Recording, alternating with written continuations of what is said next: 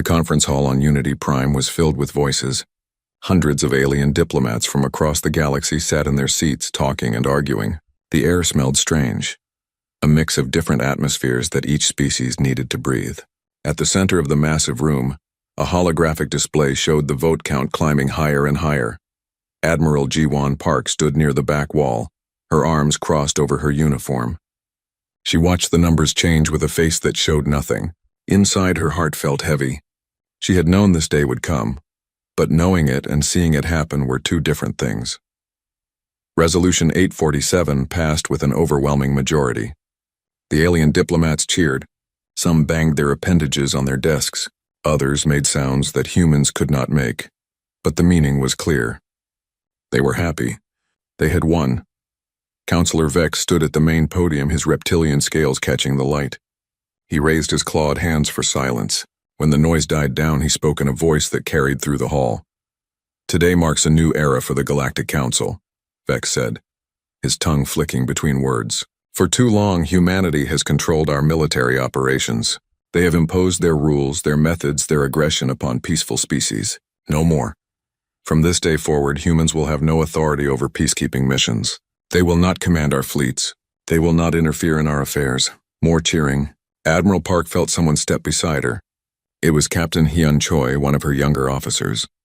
His jaw was tight and his hands were balled into fists. "They have no idea what they just did," Hyun whispered. "No," Park agreed quietly. "They do not." The council gave Park one chance to speak.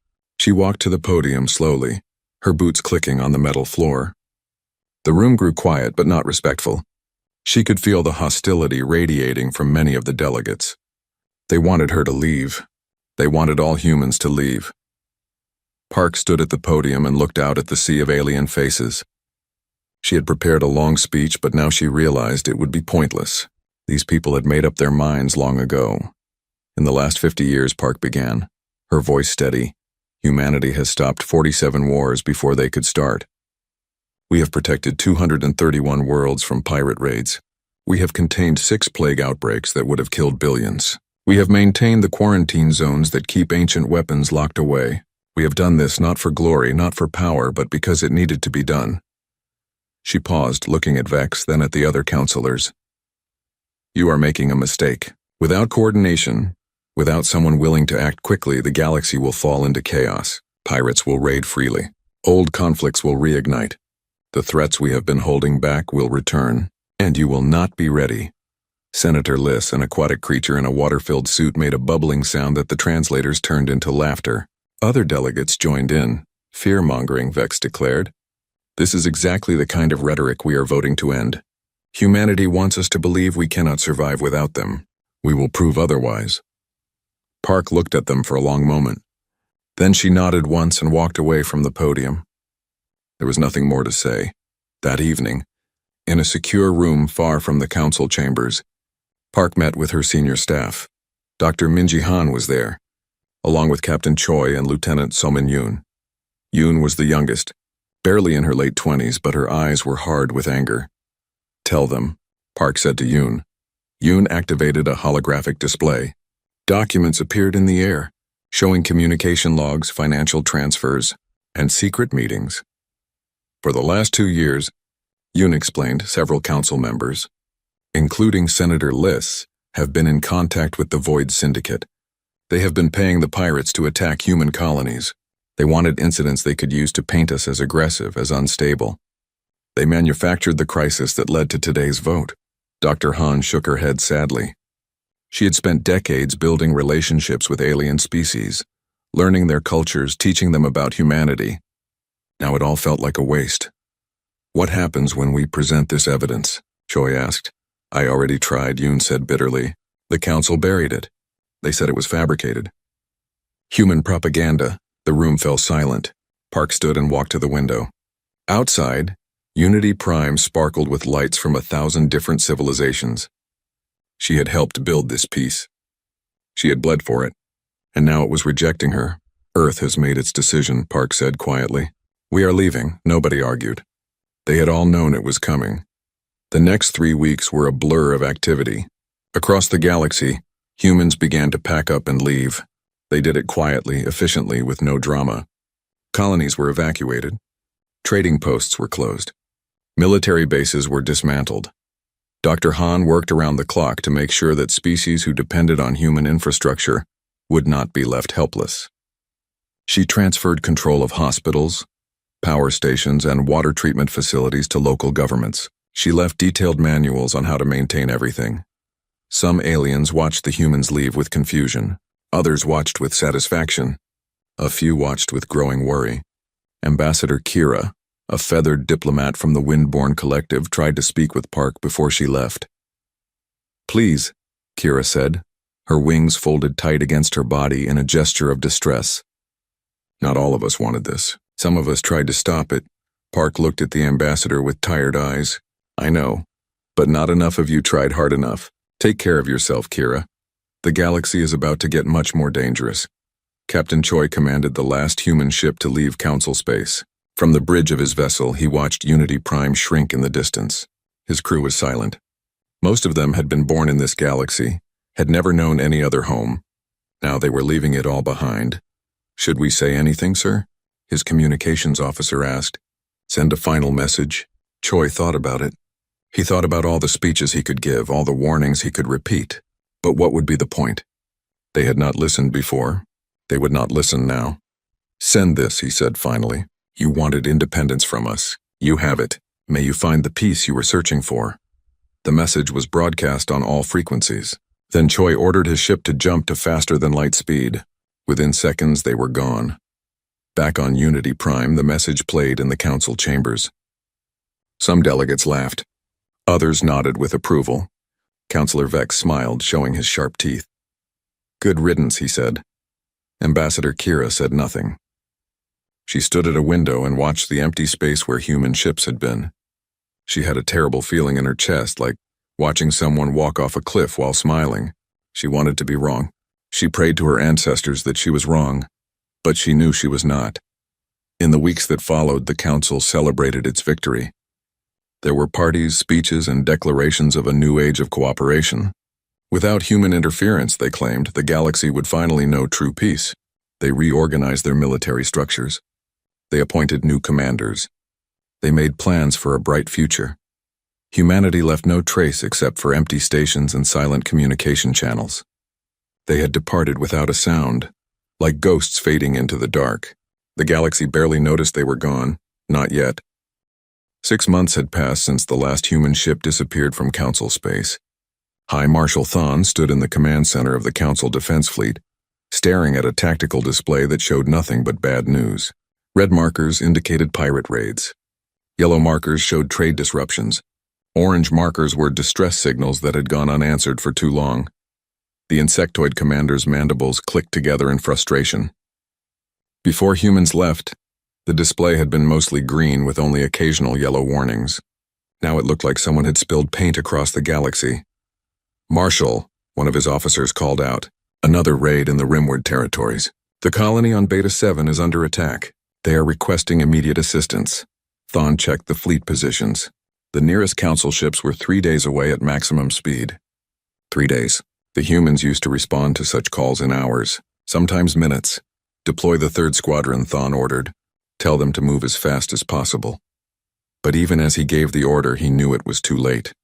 Beta 7 would be ashes before help arrived. Just like the 12 other colonies that had burned in the last month, the pirates had grown bold without human patrols to fear. The Void Syndicate, in particular, seemed to be everywhere at once. Their ships raided mining operations, attacked merchant vessels, and terrorized frontier worlds. Council forces could barely keep up. They were always one step behind, always arriving too late.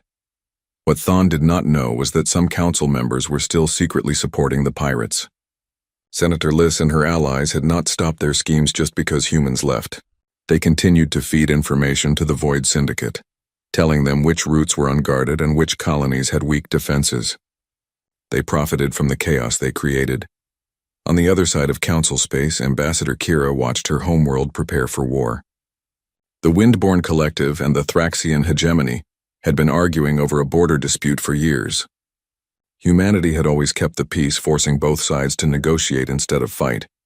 Now there was no one to stop them. Kira stood on a landing platform as military ships lifted into the sky.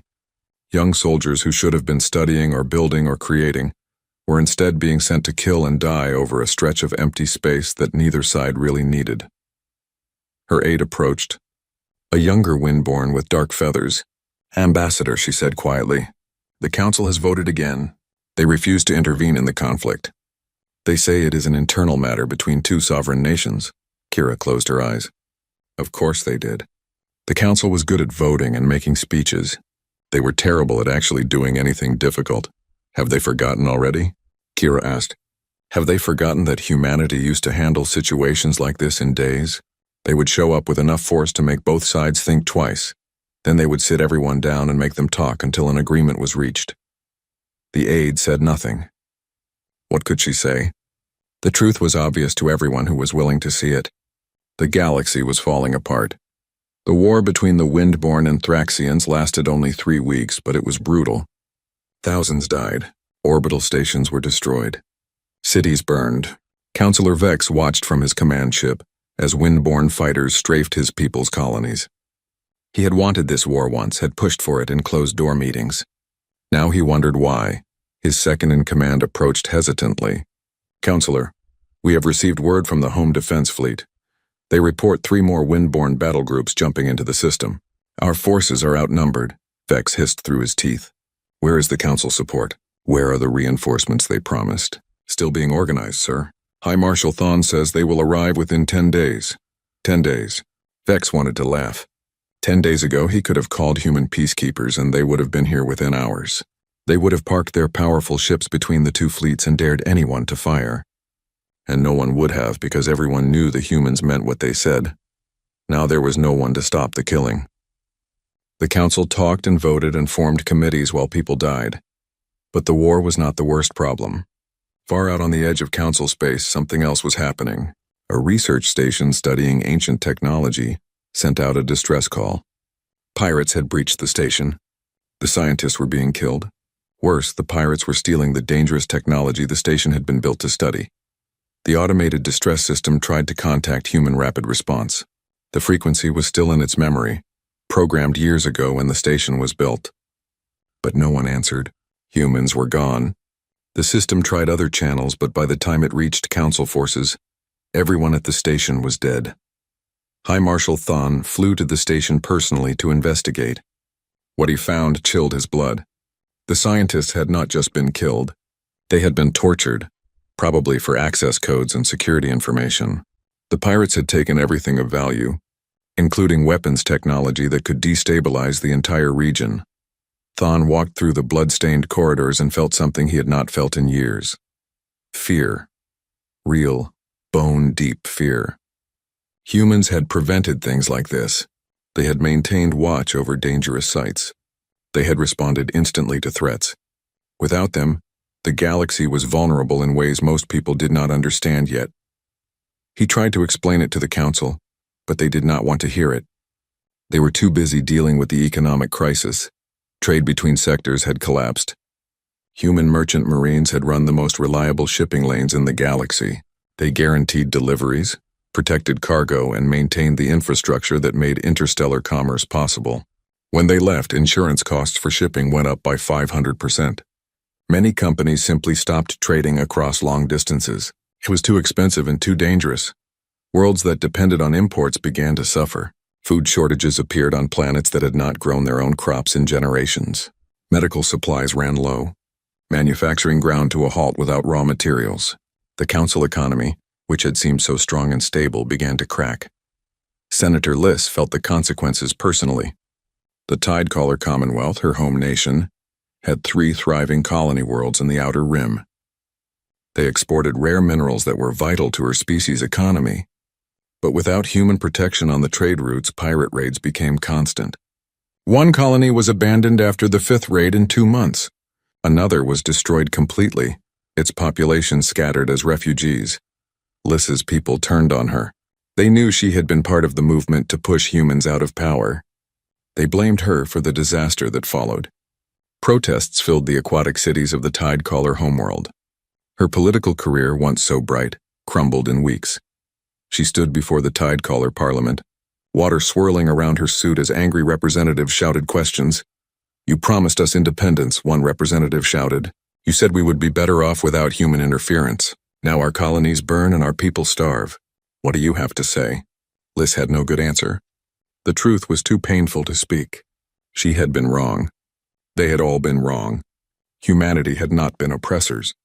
They had been the foundation that held everything together. And now that foundation was gone.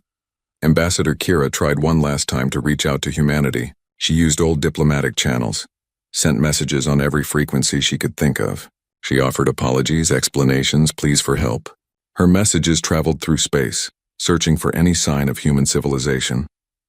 Nothing came back. Not even an acknowledgement that the messages had been received. It was like shouting into a void. Kira sat in her office late one night staring at the communication console. Had they moved so far away that signals could not reach them, or were they simply ignoring all contact from council space? She did not know which possibility was worse. What she did know was that the galaxy was in trouble. Real trouble. And it was only going to get worse. High Marshal Thon compiled a report for the council. He documented every raid, every failed response, every preventable disaster. He showed them statistics comparing response times before and after humanity left. He highlighted the growing threats that council forces were not equipped to handle. The council read his report and formed a committee to study the problem. They scheduled meetings to discuss possible solutions. They debated and argued and accomplished nothing. Thon sat in those meetings and felt a growing sense of despair. These people did not understand. They thought this was a temporary problem that could be solved with better organization or more resources. They did not see that humanity had provided something irreplaceable. It was not just their ships or their soldiers. It was their willingness to act, to make hard decisions, to do what was necessary without waiting for permission or consensus. The council species had never learned to do that.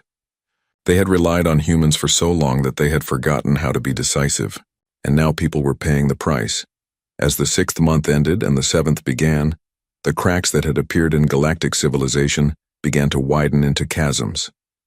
More colonies fell to pirates, more wars started, more economies collapsed. The galaxy that had celebrated humanity's departure with such joy was now starting to realize what it had lost. But the true crisis had not yet begun. That was still to come. 18 months after humanity left, the emergency sirens wailed across Unity Prime for the first time in 100 years. High Marshal Thon ran through the corridors toward the command center, his multiple legs moving faster than most species could track. Other officers rushed alongside him, their faces showing various expressions of panic across a dozen different alien features. "The plague worlds," someone shouted as Thon burst into the command center. "The containment has failed."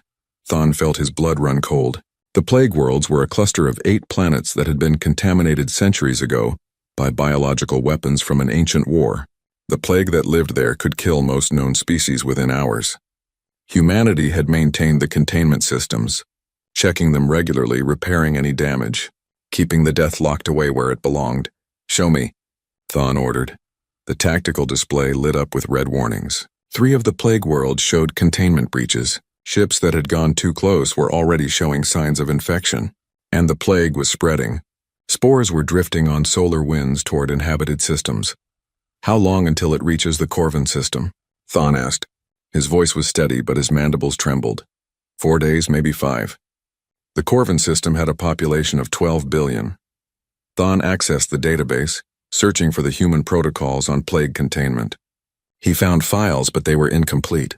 The humans had taken their detailed procedures with them when they left, leaving only basic outlines. It was enough to understand what needed to be done, but not enough to actually do it. "Evacuate the Corvin system," Thon ordered. "All of it. Every planet, every station, every ship.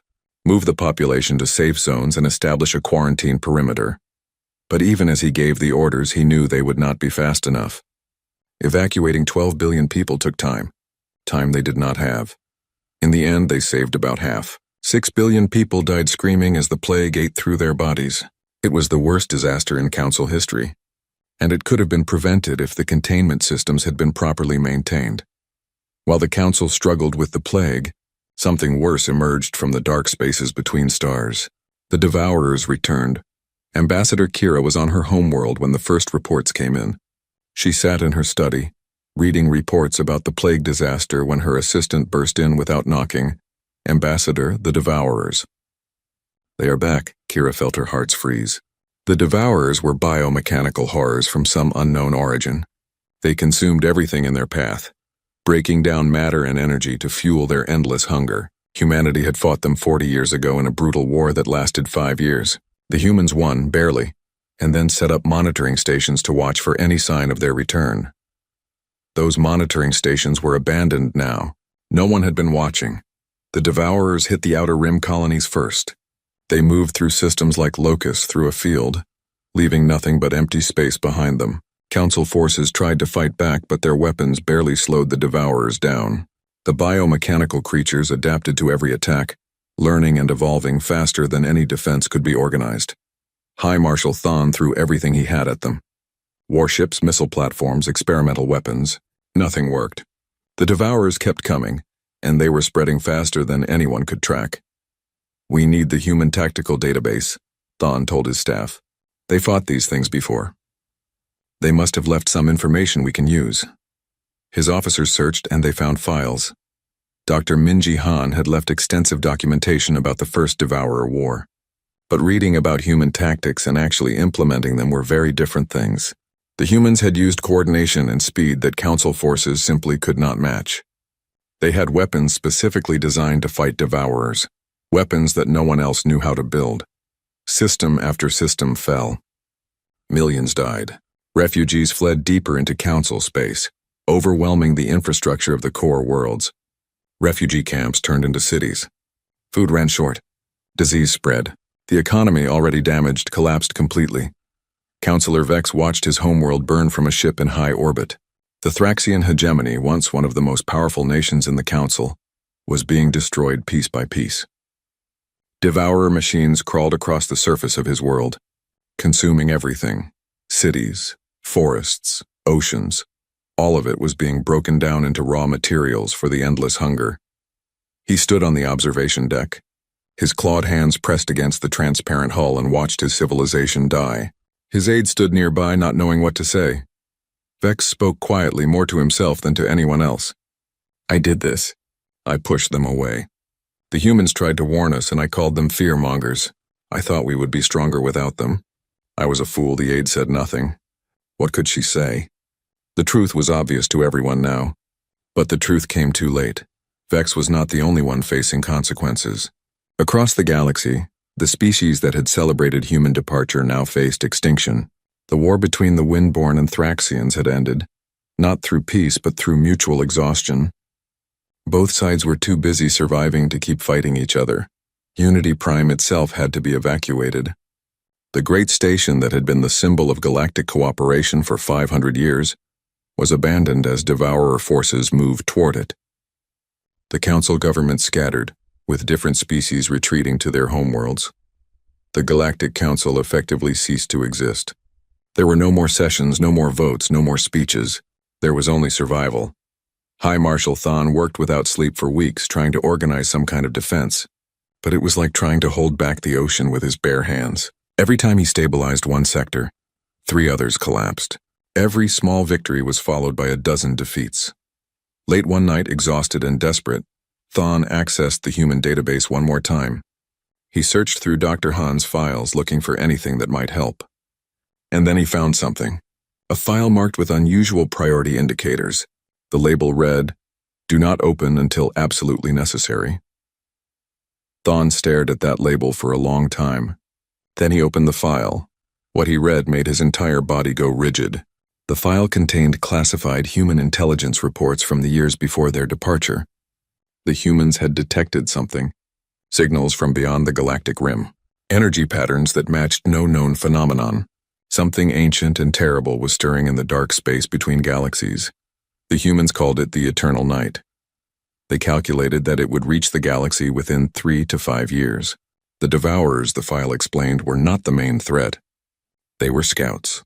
Advance forces for something much worse. Humanity had known this was coming. They had tried to warn the Council in subtle ways, tried to prepare the galaxy. But when the Council turned on them, when it became clear that galactic civilization was too divided to face such a threat, The humans made a different choice. They left to fight alone.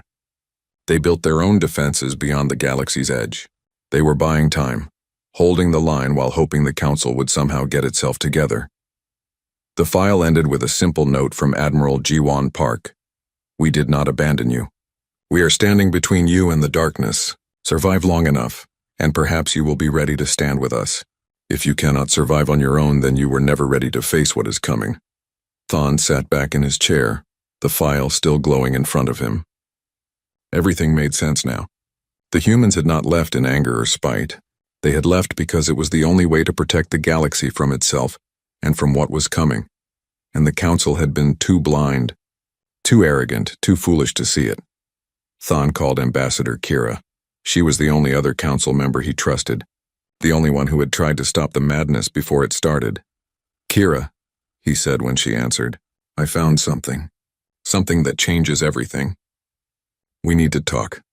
In person. Now."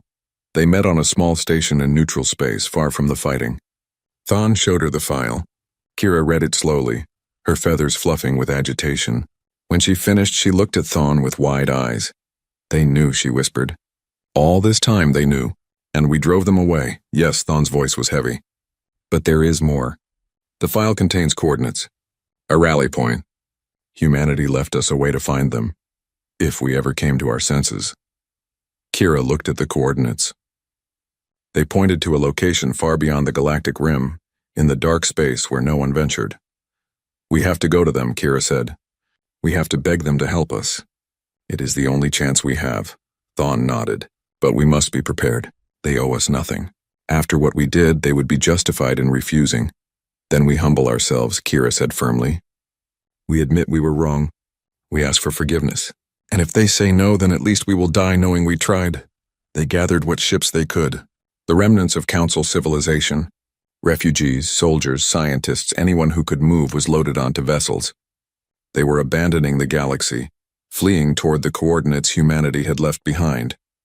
As the fleet prepared to jump beyond the rim, Kira sent one final message back to Council space. It was a warning and a plea.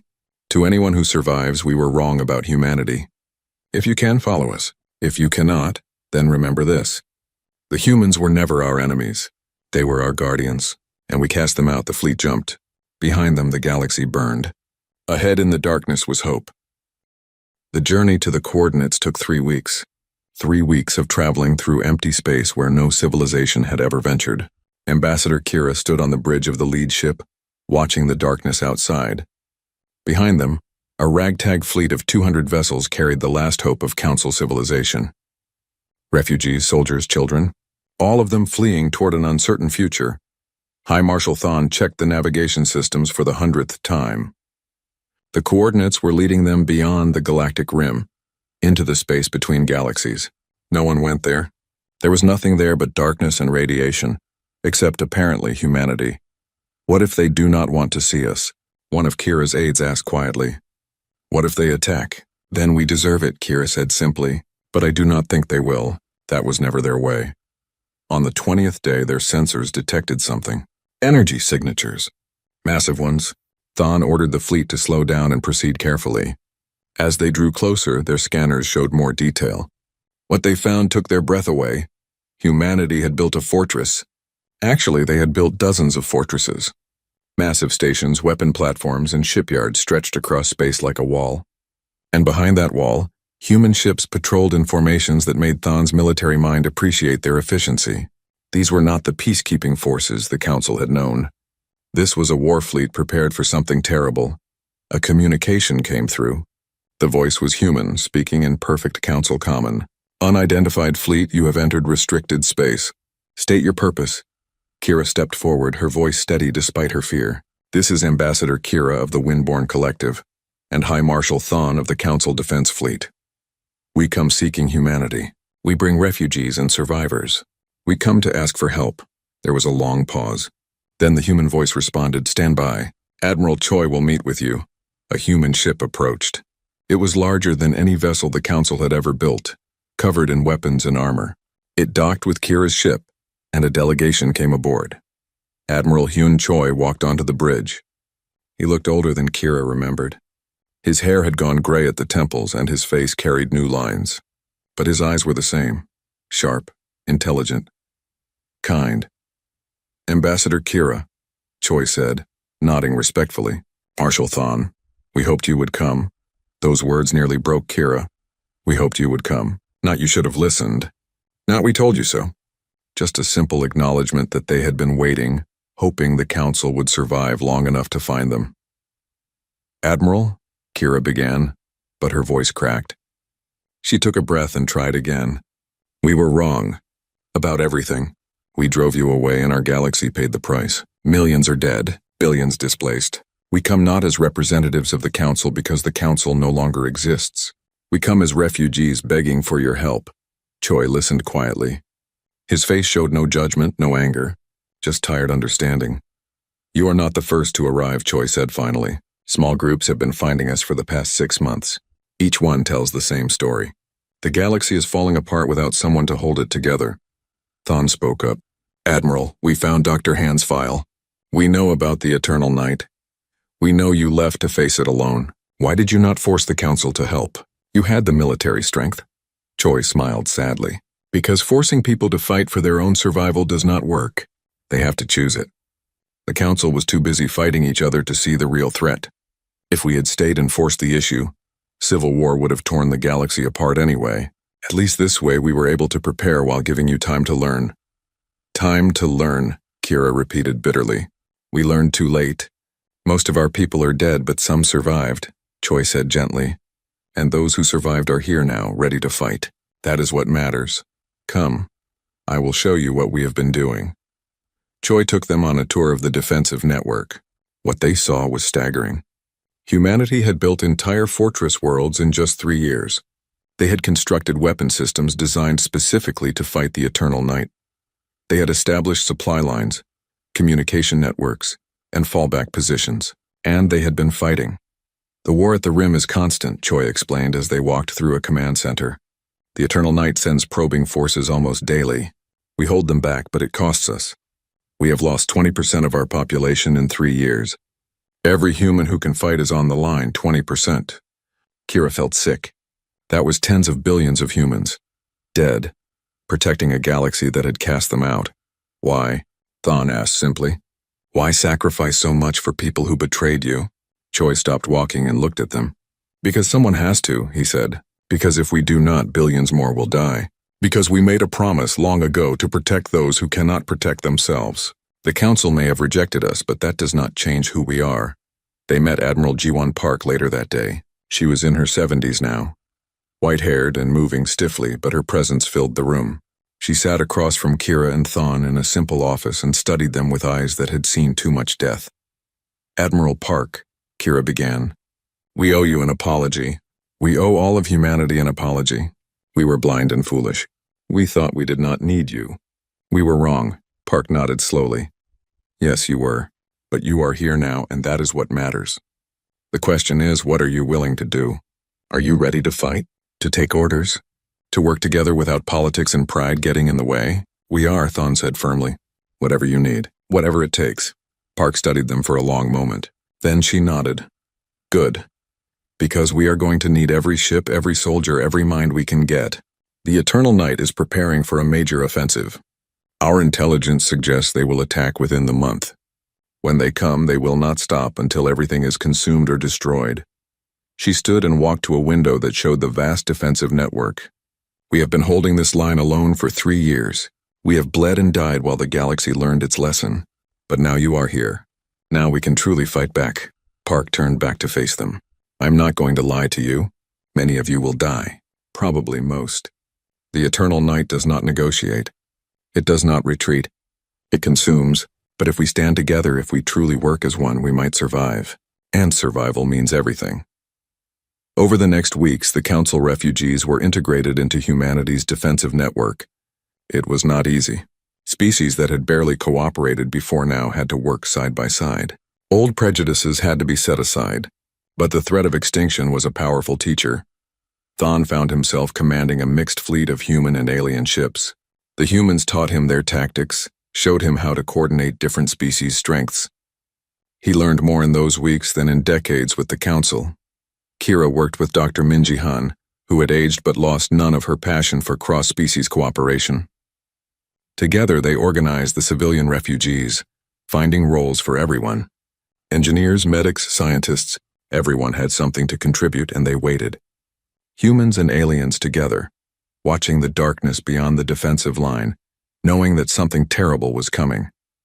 On the 27th day, the sensors detected it. A massive energy surge at the edge of detection range. The eternal night was coming. Admiral Park gave the order. All hands to battle stations. This is not a drill. The enemy is here. Across the defensive network, alarms sounded. Millions of beings rushed to their posts. Humans worked alongside Windborne, Thraxians next to Tidecallers.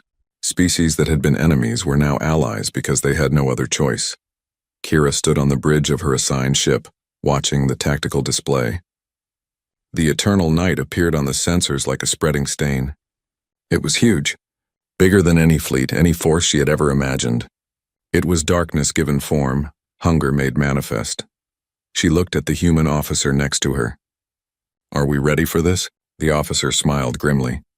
"No one is ever ready for this, but we will fight anyway. That is what we do." Admiral Park's voice came over all channels. "All ships, all stations. The hour we have prepared for is here. We fight not just for ourselves, but for every species in this galaxy. We fight for those who cannot fight. We fight because someone must stand against the darkness, and we will not fall. Not today. Not ever." The eternal night reached the defensive line, and the battle began. The eternal night moved like a living thing. It flowed through space in waves of darkness that consumed everything they touched. Ships, stations. Light itself seemed to dim when it drew near. High Marshal Thawne watched from his command ship as the first wave hit the defensive line. Human weapon platforms opened fire.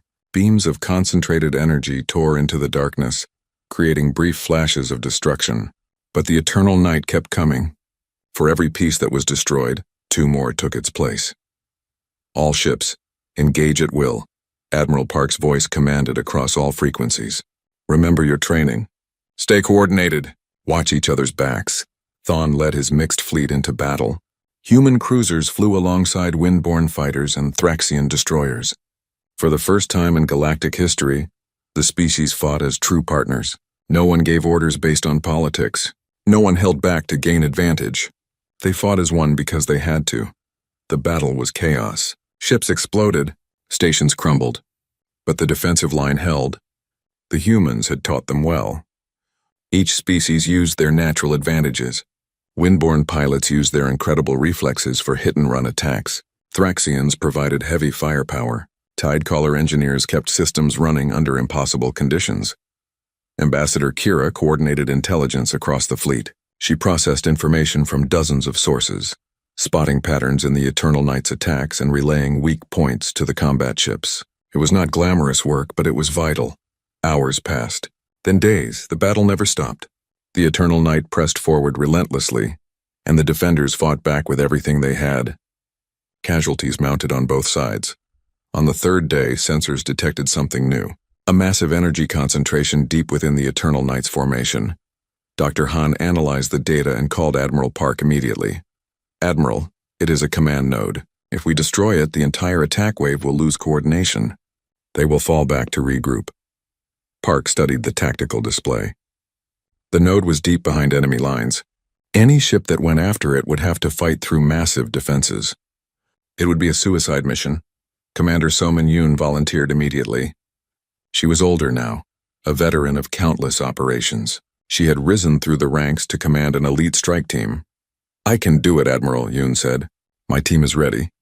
Park looked at her for a long moment. Yoon knew what that look meant. "This was a one-way trip, I know," Yoon said quietly. "But if we do not take this chance, millions more will die. Someone has to do it." "Let it be us," Park nodded slowly. "Godspeed, Commander. Make it count." Yoon assembled her team. 20 ships. A mix of humans and aliens who all understood what they were about to do. They said their goodbyes, made their peace, and launched. The strike force punched through the Eternal Night's outer defenses. Ships exploded around them. But they kept pushing forward, deeper into the darkness. Yoon led from the front, her ship taking hit after hit but refusing to stop. They reached the command node. It was a massive structure of twisted energy and matter, Pulsing with power, Yoon armed every weapon her ship had. For the galaxy, she said simply. Her ship and the others unleashed everything at once. The command node shuddered under the assault. Then Yoon rammed her ship directly into its core. The explosion lit up space like a newborn star. The command node shattered. And across the battlefield, the Eternal Night's forces faltered. Their coordination broke. They began retreating, pulling back into the darkness beyond the defensive line. The defenders did not celebrate. They were too exhausted, too aware of what the victory had cost. 20 ships, 20 crews, hundreds of lives, including Commander Yoon. All gone. Admiral Park stood on the bridge of her flagship and saluted the empty space where Yoon had died. Around her, every human and alien officer did the same. The battle was over, but the war would continue. The Eternal Night would return. It always did. But for now, the line had held. In the days that followed, the survivors took stock of their losses. The defensive network was damaged but intact. Casualties were heavy. Nearly 30% of the combined fleet was gone. But they had won. They had proven that united, the galaxy's species could stand against the darkness.